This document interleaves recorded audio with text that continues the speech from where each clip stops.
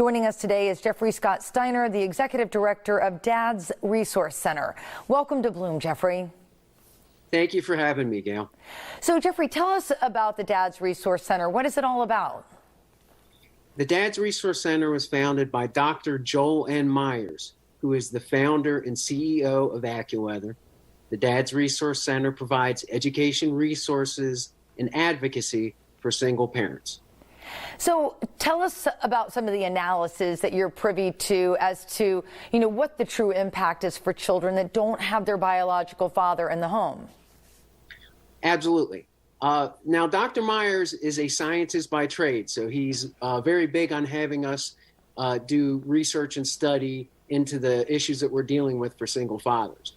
Now, there is a lot of good data out there that illustrates the importance of fathers, but we analyzed the National Longitudinal Survey of Youth 97, which was a survey started with a group of 13 to 18-year-olds in 1997, and they get surveyed every couple of years. We took the latest survey data that they just did.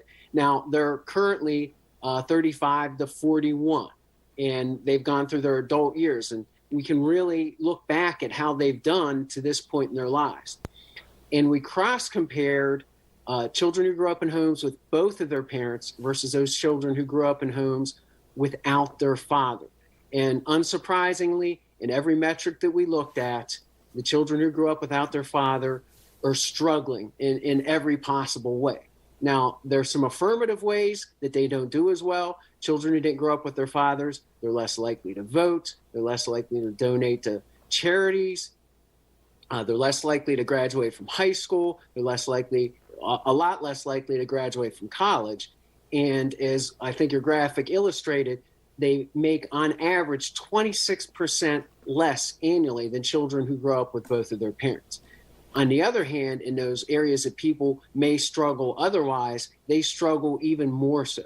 Children who grew up without their fathers were much more likely to have had sex before the age of 18, to have smoked, to have used hard drugs. They were 71% more likely to have been convicted of a crime. And they also were 94% more likely to have used welfare programs like WIC, SNAP, or workers' compensation. I'm just curious, the presence of a father, it sounds critical from all the statistics that you just shared with us today. But a lot of kids don't have, a choice as to whether they live with both parents. But how can parents work together to bring up their children in a constructive way? Well, sure. I think we all know mothers and fathers give different but equally important things to their children. And children need both of them actively engaged in their upbringing for them to have the best shot at success. And parents individually need to understand that and focus on co-parenting. Now, a lot of people who separate, roughly a quarter of our children are growing up in single-parent households. And a lot of those are able to work things out on their own well. And that's obviously, that speaks well to them under those circumstances. But a lot of parents who it's more difficult, and there are interventions that are available, like custody court, mediators, and those types of things.